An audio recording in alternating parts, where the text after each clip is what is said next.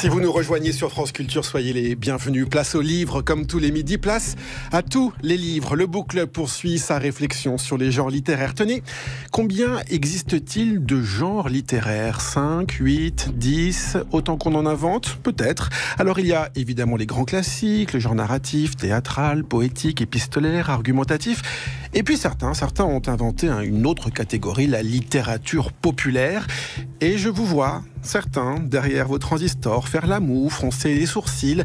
Mais puisque dans le Book Club, notre promesse, c'est de vous donner envie d'ouvrir un livre, tous les livres, posons-nous franchement cette question. C'est quoi la littérature populaire ?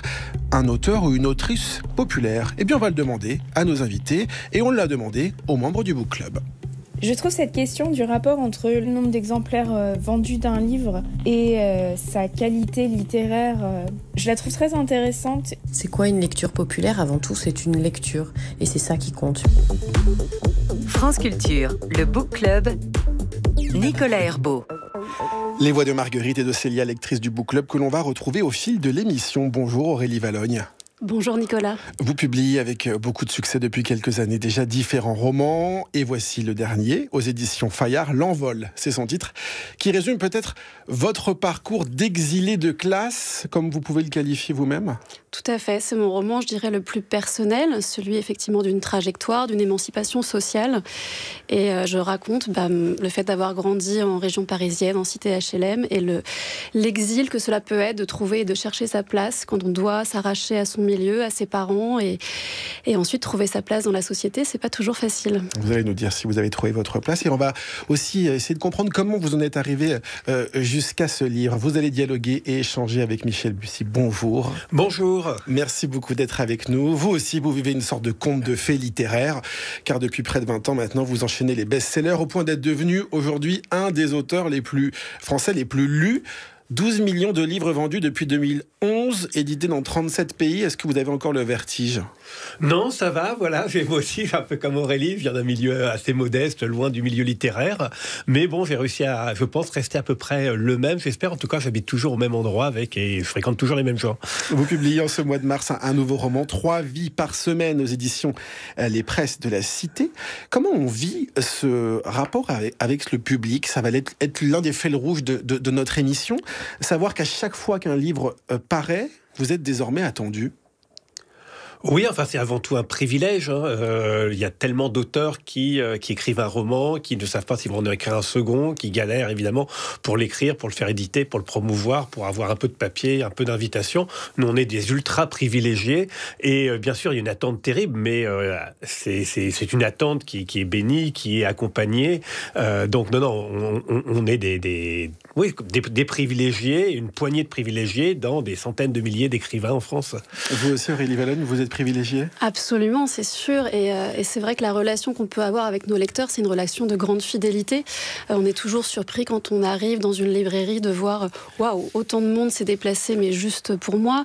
Et ils nous disent des choses parfois vraiment magnifiques. On fait partie de leur vie et ils font partie de la nôtre. Donc c'est vraiment une chance. On en a dit un mot tout à l'heure avant d'entrer dans le studio, mais c'est quand même plus facile d'aller voir un auteur et de lui dire « j'aime ce que vous faites » plutôt que d'aller lui dire « votre livre est nul » ou « ça ne me plaît pas ». Oui, c'est assez rare que les gens fassent 1h30 de file d'attente pour simplement dire à l'auteur, vraiment, j'ai détesté votre livre et j'ai perdu mon argent. Ça se dit un peu plus sur les réseaux sociaux, dans l'anonymat d'un réseau social, mais moi, voilà, depuis 15 ans, j'ai jamais vu quelqu'un en vis-à-vis me dire qu'il n'avait pas aimé mon livre. Pareil, Aurélie, j'imagine. Non, oui, pareil. Alors, vous êtes tous les deux classés, rangés, je ne sais pas comment vous le considérez, dans la catégorie de la littérature populaire. Et c'est cette notion, cette étiquette qu'on a eu envie de questionner ce midi dans le Book Club. Alors, on a demandé à notre communauté de lecteurs et de lectrices ce qu'ils et elles pensaient de ces romans dits populaires. Et on va écouter Marguerite, lectrice et libraire. C'est quoi une lecture populaire ? Avant tout, c'est une lecture. Et c'est ça qui compte, puisque toute lecture est bonne. Et populaire, c'est pas un gros mot, c'est un mot, au contraire, à qui on pourrait redonner un peu d'éclat. On pourrait dire que populaire, c'est pour tous, c'est accessible et c'est très bien. Quand on devient lecteur, si on l'est devenu par le biais de ce type de lecture, c'est merveilleux, parce qu'on a le désir profond de revivre cette expérience, c'est ça qui compte. Et de mon point de vue, la mission du libraire, c'est d'échanger et de permettre à ce lecteur de voyager dans son expérience de lecture, peut-être d'aller ailleurs, effectivement, peut-être d'aller plus haut, mais surtout de continuer à avoir ce désir de l'expérience de lecture. Ce qu'il faut comprendre, c'est pas qu'est-ce qu'il a lu, ce lecteur, c'est qu'est-ce qui lui a plu dans l'expérience de lecture. Est-ce qu'il s'est senti réchauffé, il s'est senti inquiété, il s'est interrogé, qu'est-ce qui a bousculé son rapport au monde et qui fait qu'il veut retourner à la lecture. Donc la base pour moi de toute mission de libraire, c'est de ne jamais dénigrer une lecture, de ne jamais être condescendant et peut-être de temps en temps de faire l'expérience d'aller ouvrir un de ces livres à gros tirage qu'on n'a jamais le temps de lire parce qu'on sait qu'ils ne sont pas suffisamment bons pour nous, pour savoir ce que c'est et ce que c'est que de devenir lecteur, peut-être quand on n'a jamais pu l'être par ailleurs. Une réflexion sur ce que vient de dire Marguerite. C'est hyper intéressant, je suis complètement d'accord avec elle sur le rapport populaire, c'est souvent un peu méprisé. Derrière, on sent un mépris de classe. Moi, par exemple, quand j'étais petite dans ma famille, clairement, on me disait que j'étais trop Miss Prout-Prout, trop littéraire, et maintenant que j'écris, j'entends que je suis trop populaire. Donc chaque classe sociale a envie quelque part que les choses restent telles qu'elles sont pour protéger aussi ses intérêts. Mais je pense que le rôle de la culture populaire, c'est de rassembler tout le monde, sans exclure jamais aucun lectorat. Et voilà, l'idée, c'est vraiment de fédérer. Michel Bussy. Oui, je suis d'accord, c'est compliqué, parce que même dans les propos très bienveillants de cette libraire, il y a déjà, une certaine condescendance, c'est-à-dire c'est ce type de littérature. On va emmener les lecteurs plus haut. Comme quoi, on commencerait par la littérature populaire, et puis après on irait plus haut. Mais qu'est-ce qui définit la littérature populaire ? Définir la littérature populaire uniquement par le nombre d'exemplaires vendus, et donc prétendre que c'est quelque chose de commercial parce qu'il y a un nombre d'exemplaires vendus, je trouve que c'est ce qui ne va pas quelque part. Parce que Aurélie comme moi, on ne vendait pas de livres au départ, on n'est pas nés comme des produits commerciaux. C'est d'abord parce que les lecteurs se sont emparés de nos livres, absolument sans publicité, sans journaux, sans rien, qu'à un moment donné, on a été étiqueté populaire uniquement sur cette unique catégorie. On vend beaucoup de livres. On n'aurait sans doute pas vendu autant de livres. Nos mêmes livres ne seraient pas étiquetés catégorie populaire. Le livre L'Envol d'Aurélie, là, que j'ai lu avec beaucoup de plaisir, il traite du transfuge de classe. C'est un best-seller, donc populaire. Mais ça ne serait pas un best-seller. Je suis persuadé que L'Envol serait catégorisé dans de la littérature difficile, sur un thème, le transfuge de classe, etc. Et en plus, c'est un thème qui est très traité par la littérature blanche. Évidemment, Annie Ernaux, Nicolas Mathieu. Et moi, honnêtement, en lisant le livre, je suis incapable de faire une différence de style entre Annie Ernaux ou Aurélie Valogne. Non, mais en termes de style, vos styles sont évidemment différents, mais pour moi, il n'y a aucune hiérarchie de style. C'est-à-dire, certains vont s'emparer des livres d'Aurélie parce que dans l'intention d'Aurélie, il y a des choses qui vont parler notamment à ces classes populaires. Dans les romans d'Annie Ernaux, elle va moins s'adresser à des catégories populaires parce qu'il y a peut-être moins d'intrigues, etc. Mais en aucun cas, on ne peut faire de hiérarchie littéraire entre les deux. Il y a une intention qui peut être un tout petit peu différente, mais et ça me gêne de dire une hiérarchie dans le populaire. C'est pour ça que le thème de L'Envol est très intéressant, parce que ça traite des catégories populaires, ça s'adresse aux catégories populaires, mais je suis persuadé qu'Aurélie a un énorme avantage sur beaucoup d'écrivains qui écrivent sur le transfuge de classe, c'est qu'elle est lue par les gens, les deux catégories qui sont concernés. Qui sont catégories. Ce qui est sans doute rarement le cas d'un certain nombre d'écrivains qu'on va catégoriser, non pas dans la catégorie populaire, mais qui ne seront plus lus par un certain nombre de personnes. Ce que disait aussi Marguerite, c'est que toutes les lectures se valent, même si peut-être la littérature populaire est considérée comme plus facile, plus accessible, mais ce que vous dites aussi, c'est que ça ne veut pas dire que cette littérature est réservée à ceux qui ne liraient pas. Aurélie Valogne. Oui, c'est sûr. Le rôle d'un livre, on cherche tous dans la lecture un ami, on cherche tous à mieux vivre. Il n'y a pas à dire celui-ci vaut plus qu'un autre. Enfin, la compétition en termes d'auteur ou de littérature ou la comparaison fait du mal, je pense, à la littérature en règle générale. Donc on recherche du fond, on recherche de l'humanité, de la fraternité, ce qui nous rassemble. Et déjà, le monde est assez compliqué. On cherche toujours à nous diviser. Il faut voir un peu ce qui se passe sur les réseaux sociaux. Donc pour une fois qu'on a la chance d'avoir des livres qui ont une popularité. Popularité peut rimer avec qualité aussi. Là, ici, on est dans une belle maison de la radio. France Inter, radio numéro 1 de France. Personne ne demande pourquoi. Non, parce qu'ils font de la qualité, parce qu'ils sont fédérateurs. Donc, quelque part, moi, j'ai envie de croire qu'un livre peut toucher plusieurs classes sociales pour les mêmes raisons. On est tous humains. Alors justement, j'avais envie de vous demander, est-ce que vous savez pour qui vous écrivez ? Qui est le lecteur type ? J'imagine que ça n'existe pas en vous posant la question, mais est-ce que quand vous écrivez, vous vous dites « j'écris pour ces personnes-là » ?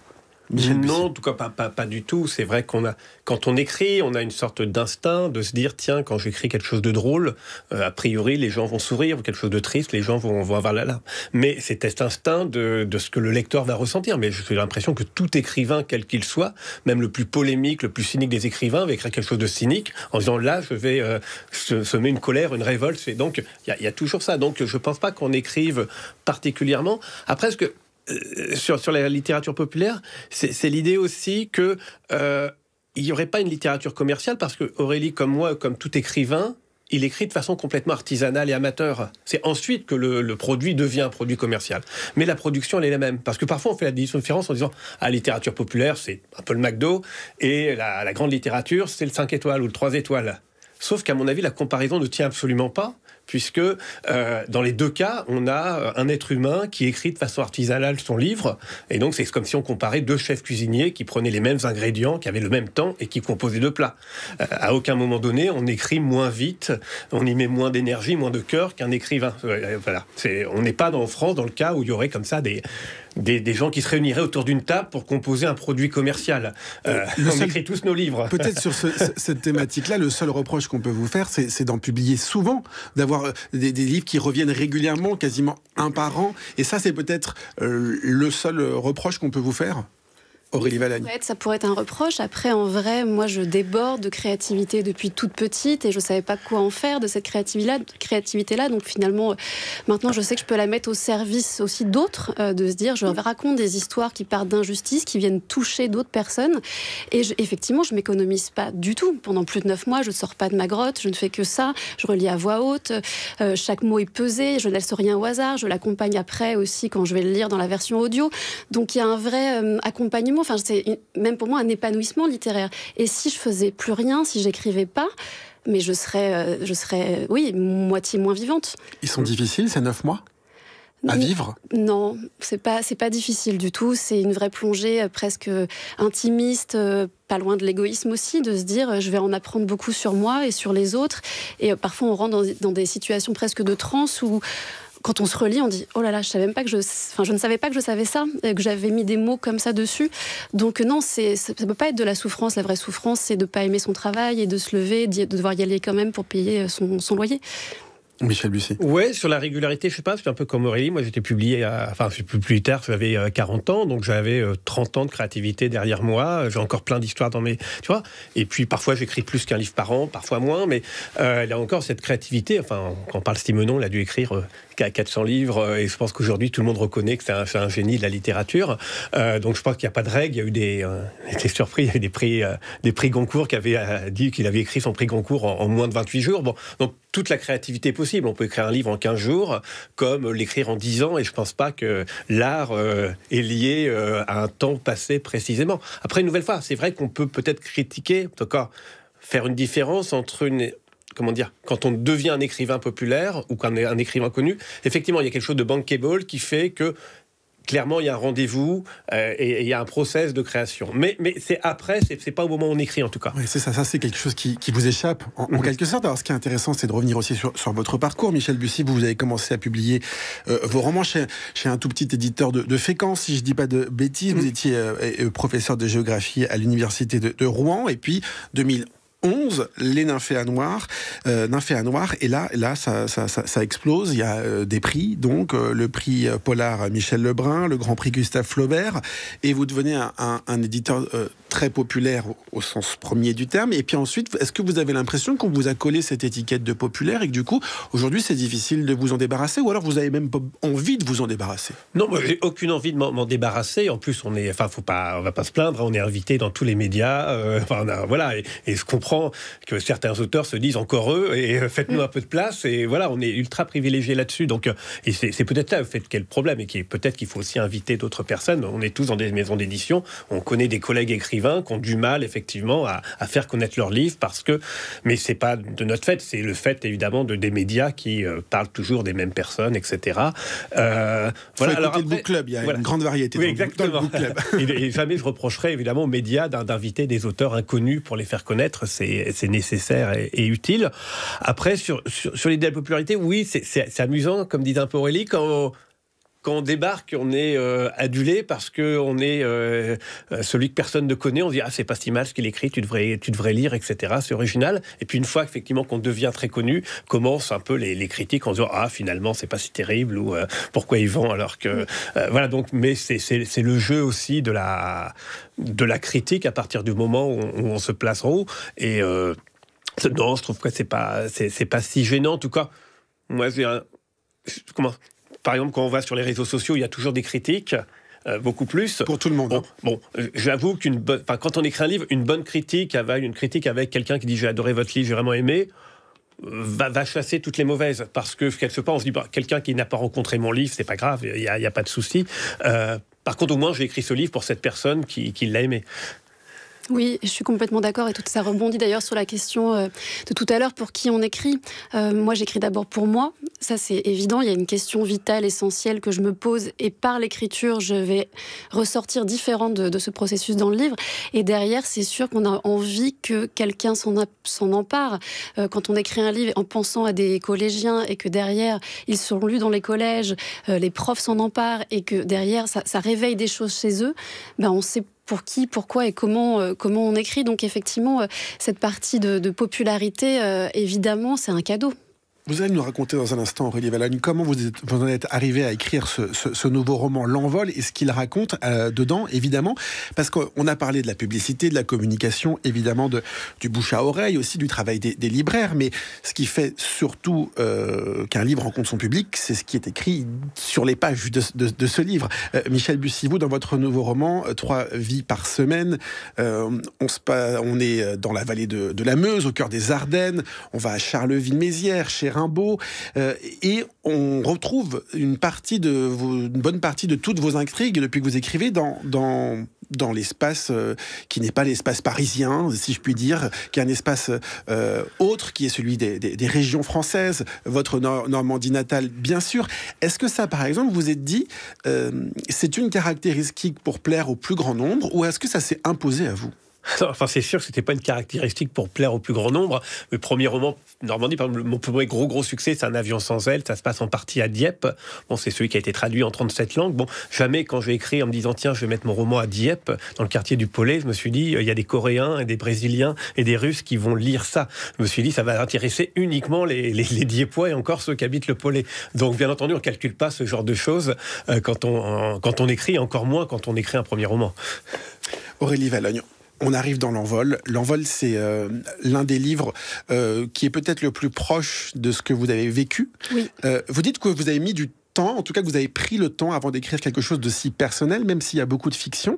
Racontez-nous comment on en arrive à ce roman-là.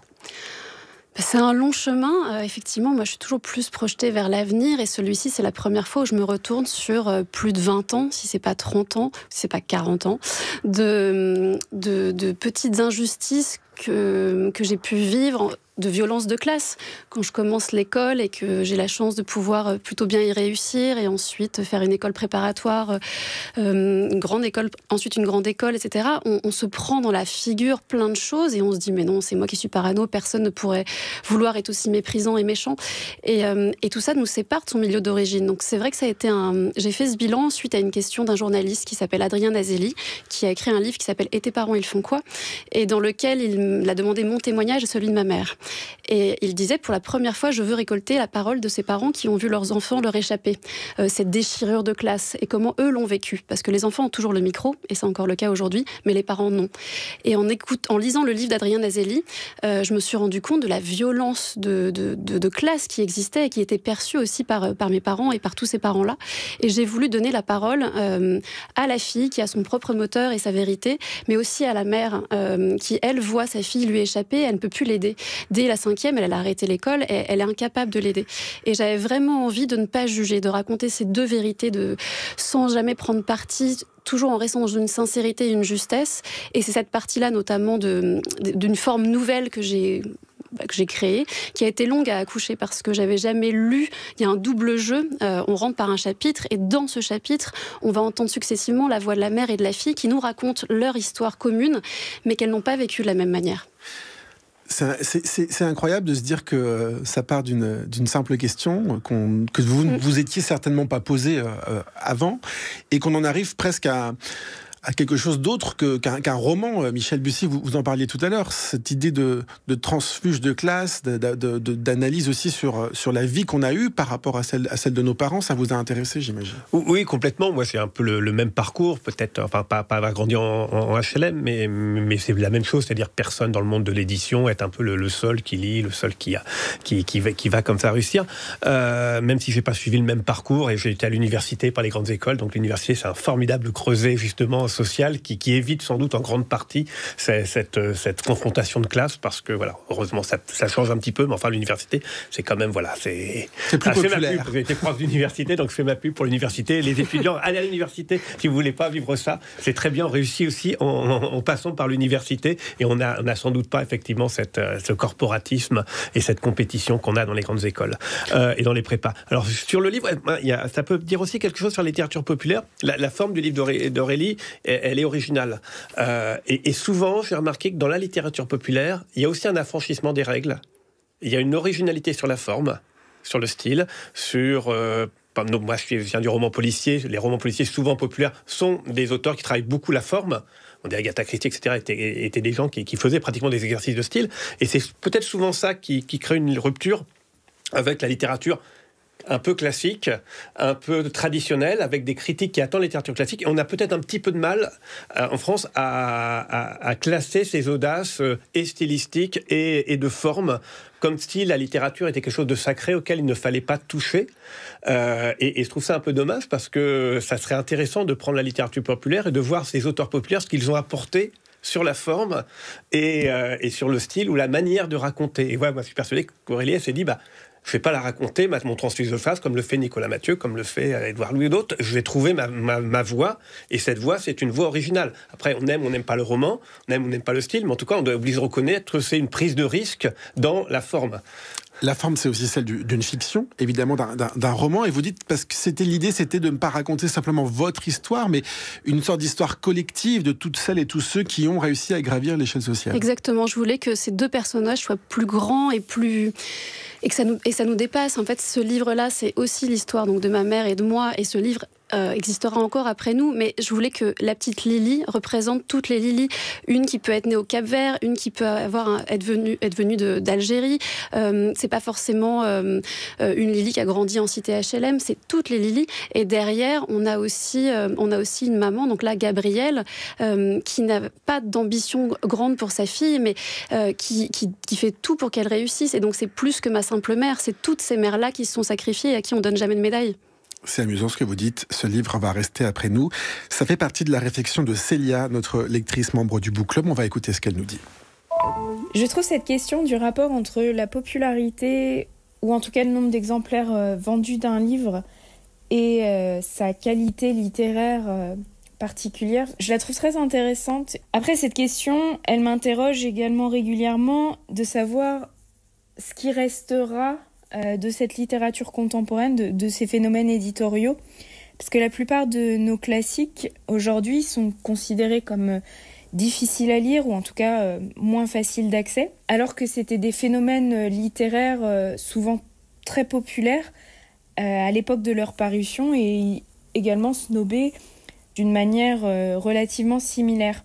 Je pense aux romans parus sous forme de feuilletons dans des journaux très populaires au XIXe siècle. Dickens est un des plus grands exemples, mais on a Balzac en France également. George Sand et l'utilisation des coutumes paysannes. Zola accusé d'appauvrir la littérature par son approche plus réaliste, plus scientifique. Ou plus proche de nous, la question du genre en littérature. Et là, on pense à Stephen King, par exemple.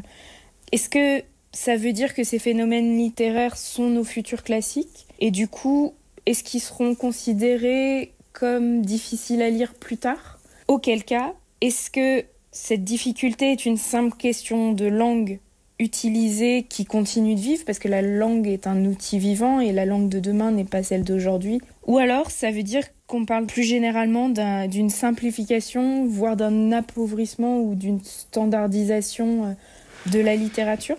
Beaucoup de réflexions dans ce propos de Célia. Je ne sais pas si je vous demande de répondre à la dernière question. En tout cas, peut-être une réflexion. Non, c'est super intéressant comme remarque. En fait, ce que je crois, c'est que par rapport aux grands romanciers du 19e siècle, ils étaient des romanciers populaires parce qu'il n'y avait rien d'autre. Donc la littérature avait ce rôle d'émancipation globale de la société qu'elle a sans doute perdu en partie parce qu'il y a d'autres médias aujourd'hui, il y a le cinéma, il y a la vidéo. Et moi, si je me bats pour être un écrivain populaire, c'est pour que cette littérature, elle garde cette dimension d'émancipation. Je ne vais pas me comparer aux feuilletonistes du 19e, mais en tout cas, il y a cet espoir que, et on le voit à chaque fois dans les salons, etc., que tout le monde continue quand même de lire le maximum. Et je me bats contre effectivement une forme de littérature qui ferait perdre à la littérature cette forme d'émancipation pour la sacraliser et créer des frontières artificielles entre une littérature qui serait un produit bas de gamme et une littérature qui serait réservée, une forme d'élite instruite et cultivée. Vous dites par exemple qu'on n'a pas le droit d'être éclectique en littérature, alors que c'est presque très bien vu quand on va au cinéma de dire j'ai été voir tel film qui est un chef-d'œuvre et ce blockbuster américain qui est formidable. On n'a pas le droit en littérature. Ouais, c'est comme ça, je pense qu'on est quelques-uns à se battre en disant mais non, mais soyez éclectiques. Au contraire, lisez de tout, lisez du policier, lisez du feel-good, lisez des romans difficiles, enfin voilà, lisez de tout, c'est ça la littérature. Et d'ailleurs, curieusement, les lecteurs qu'on rencontre, généralement, sont des lecteurs très éclectiques. Qu'on vous surnomme, et Michel Bussy vient de dire le mot feel-good. Vous en avez pas marre? Qu'est-ce que vous en pensez, par exemple, de cette expression feel-good? Je l'ai pas dit pour le Non, mais moi, c'est moi qui rebondis. Et j'aurais pu rebondir aussi dessus. Effectivement, dans le feel-good... c'est une étiquette de plus. Je pense que quand on est créateur ou artiste, on ne veut pas d'étiquette, on veut être libre. En fait, feel good, on entend comédie, et il se trouve que si on lit L'Envol, on va bien se rendre compte que c'est pas une comédie. Donc typiquement, moi, je repense aussi au magazine Lire, qui avait adoré Au Petit Bonheur la Chance au point de le citer parmi les livres de l'année 2018, donc j'étais très fière. Et puis à la fin, je me suis rendu compte qu'ils avaient créé une catégorie spéciale pour moi. Ça pouvait pas être de la littérature française, ils ont mis en romance. Mais je fais pas non plus de la romance. C'est l'histoire d'un petit gamin qui est abandonné par sa mère et qui est élevé par sa grand-mère sous fond d'avortement clandestin. Donc en fait, il y a un petit snobisme. On essaye de vous laisser dans votre case et à votre place. Et quand on a envie, de raconter les histoires qui nous touchent et les faire avec le plus de sincérité et de justesse possible, on refuse le mot feel good, qui est en plus très souvent attribué seulement aux femmes. Je ne supporte plus l'élitisme littéraire qui m'a beaucoup complexé, nous dit Sébastien sur la page Instagram du Book Club. La littérature est une ouverture sur les autres et le monde. Elle peut permettre de s'instruire, de se divertir, de se cultiver ou de s'évader. Peu importe ce qu'on lit, à partir du moment où l'on prend plaisir à lire, la liberté de création permet à tout à chacun de se retrouver dans un livre, quel qu'il soit. Flo ajoute: la littérature a toujours été un marqueur social et dans l'imaginaire populaire quelque chose qui ne nous concerne pas. Je considère qu'il y a de la littérature plus exigeante et plus divertissante. Cependant, exigeant ne veut pas dire qualitatif, et divertissant non plus, et inversement. Enfin voilà, il y a beaucoup de réactions comme ça de tous nos lecteurs et lectrices sur la page Instagram. Ça veut dire qu'on touche peut-être à quelque chose qui bouscule, ou en tout cas qui est à bousculer. Michel Bussy, sur le genre particulier de votre livre, vous disiez thriller, roman policier, roman noir, polar. Comment vous voyez ça, et qu'est-ce que vous voulez apporter avec ce nouveau livre, 3 vies par semaine? Oui, c'est aussi une catégorie polar très large, parce que parfois on peut dire effectivement les tragédies grecques c'est déjà du polar, Shakespeare c'est du polar, donc c'est très large à partir du moment où il y a de la vengeance, du meurtre. Donc effectivement, moi je m'inscris dans cette catégorie d'histoire dite à suspense, c'est-à-dire c'est une histoire où effectivement il y a un mystère au départ, et en plus de l'intrigue, en plus des personnages, on a envie de tourner les pages, et on a la promesse, c'est le contrat passé avec les lecteurs, qu'il y aura une révélation surprenante et que les mystères vont être résolus de façon ingénieuse et surprenante. Donc c'est le code du roman policier, d'un certain genre dans le roman policier. Et une fois, ça c'est ma mélodie, et une fois cette mélodie posée, ce contrat avec le lecteur, j'ai l'impression d'écrire de la littérature comme tout autre, c'est-à-dire je vais raconter la guerre froide, je vais raconter Charleville-Mézières, je vais partir en poésie sur les marionnettes. Bon, donc c'est une histoire comme une autre avec le même style, sauf qu'effectivement il y a une promesse par le genre qui est il y aura du suspense et vous aurez envie de tourner les pages.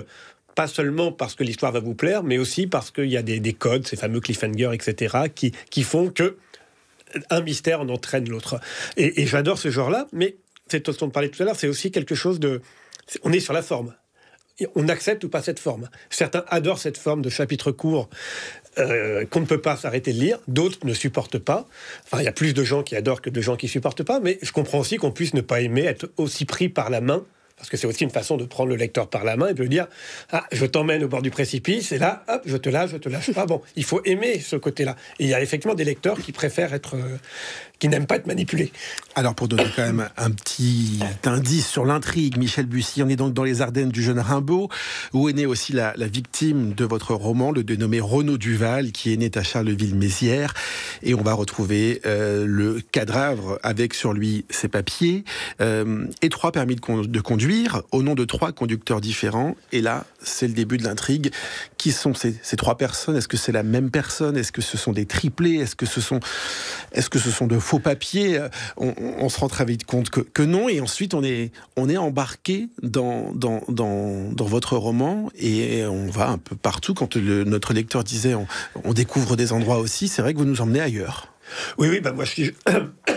Moi, je suis géographe au départ, et effectivement, j'adore dans mes romans, commencer par l'histoire et ensuite me dire où est-ce que ça va se situer. Et effectivement, Charleville-Mézières, c'est une très jolie ville, mais où tout le monde ne se rend pas forcément en vacances tout le temps. Et j'ai adoré, par exemple, arpenter la Meuse, les méandres, les Ardennes franco-belges. Et puis pour moi, dans la littérature, alors peut-être c'est une autre caractéristique de la littérature populaire, c'est quand même l'évasion, c'est l'immersion. Moi, mes premières lectures, c'est quand même Jules Verne, Jack London, Bob Moran, plein d'autres. C'est cette idée d'évasion quand même, c'est l'idée qu'on est dans un endroit et que par la littérature, on va être en immersion ailleurs. Et c'est vrai que sans doute que j'essaie de reproduire ça dans mes romans et que souvent le lieu, j'écris sur les îles Marquises, sur La Réunion, sur plein de lieux très lointains. C'est vrai que mon absolu, c'est quelqu'un qui, dans le RER, ouvre un livre et il est parti aux îles Marquises, quoi. Voilà. Un peu fallait redouter. C'était le roman qui est sorti pendant le confinement et c'est le roman grand format qui s'est plus vendu pendant le confinement. Je trouvais ça amusant que les gens confinés chez eux lisent un livre qui se passe aux îles Marquises, quoi. Voilà. Et pour moi, la littérature, en général, mais c'est peut-être un plus de la littérature populaire, c'est aussi de se dire je vais faire plaisir à mes lecteurs pour l'emmener aussi quelque part. Je vais lui faire un voyage, ce qui n'est pas nécessaire en littérature, mais qui peut être aussi un plus dans ce cas d'une littérature effectivement de diversion. Aurélie Valognes, il y a moins d'évasion peut-être dans ce roman-là, mais l'évasion, ça a été aussi source d'inspiration pour vous ? Oui, moi ce que je recherche surtout c'est une justesse. Moi j'ai toujours besoin que ça parte d'une injustice que l'on peut voir dans ce réel commun que nous partageons tous. Et derrière, effectivement, le lieu m'intéresse un peu moins. Je les cite assez rarement. Ça se passe pas à Paris même, ça se passe parfois en banlieue, ça se passe parfois au bord de la mer, mais il faut plutôt que ça serve les personnages et le propos. Et c'est vrai que moi j'ai pas du tout le parcours de Michel, grand professeur. Mais c'est vrai que moi, ce qui m'intéresse, ce sont plutôt les émotions, que ça résonne en nous et tout le monde puisse se dire « mais ça aussi, je l'ai vu, ça aussi, je l'ai vécu ». Donc c'est plutôt l'universalité des émotions que j'essaye de mettre dans mes livres. Un dernier mot, l'accessibilité à la littérature, et ça a été le cas pour vous, Michel Bussy, c'est aussi le livre de poche qui fête ses 70 ans cette année. C'est aussi à partir de ce moment-là où ça a commencé à exploser les ventes pour vous ? Oui, c'est quelque chose d'assez fascinant, le livre de poche. C'est un exemple qui existe pratiquement qu'en France. Il n'y a pas ça. Et c'est assez fascinant, parce que nous qui vendons beaucoup de livres, de se dire qu'il y a des gens qui nous aiment et qui attendent 1 an pour acheter le livre de poche, simplement parce que effectivement 22-23 € pour un livre, c'est cher. Et c'est assez fascinant parce que nos ventes de poche sont souvent plus importantes même que les grands formats, alors que ce sont des gens, maintenant on sait, ils nous connaissent, donc ils ont envie de l'acheter. Donc ça prouve qu'il y a un modèle assez particulier. Et puis on est nés du livre de poche. À un moment donné, nos grands formats se vendaient un petit peu, mais c'est un livre de poche qui à un moment donné fait décoller les ventes. C'est tous le même cas. Et ça dit aussi quelque chose. C'est-à-dire que forcément, les gens qui ont été nous chercher, c'est des gens qui ont entendu parler de nous par le bouche-oreille, mais à un moment donné, ils vont pas commencer par mettre 22 €. Ils vont commencer par prendre un livre de poche, D'ailleurs, souvent aussi en bibliothèque, faut pas oublier. Et après, ils vont effectivement acheter ce produit qui est devenu un produit cher, mais voilà, qui est le grand format. Merci beaucoup Michel Bussy d'être venu dans le Book Club pour nous parler de la littérature populaire. Je le dis une dernière fois, mais on a bien compris durant toute cette émission que c'était aussi autre chose. 3 vies par semaine vient de paraître aux presses de la Cité, qui nous emmène dans les Ardennes et aussi en Tchécoslovaquie. Alors pourquoi pas, il faut y aller et il faut se laisser tenter. Merci Aurélie Valogne. Je rappelle le titre de votre nouveau roman personnel, mais c'est une fiction, je le rappelle, L'Envol aux éditions Fayard. Merci d'avoir accepté tous les deux cet échange dans le Book Club.